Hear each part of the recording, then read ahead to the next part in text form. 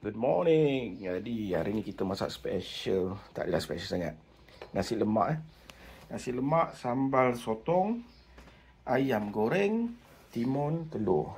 So sekarang memandangkan bekalan ikan masin dah tak, ikan bilis tak ada. Jadi kita apa yang ada je lah kan. Jadi kenapa saya buat macam ni? Saya nak sediakan tempat untuk taruh sambal nasi lemak sotong. Sotong yang kita gunakan ni ialah octopus. So octopus kat sini murah. Dan sotong literally murah lah dekat US ni sambal sotong. Ni kita buat tak ada lama, kita dah buat dah. Jadi kita taruh macam tu untuk bungkus. Masak sendiri senang. Lepas tu kita ambil telur. Telur taruh sebiji macam tu. Sambal dah ada.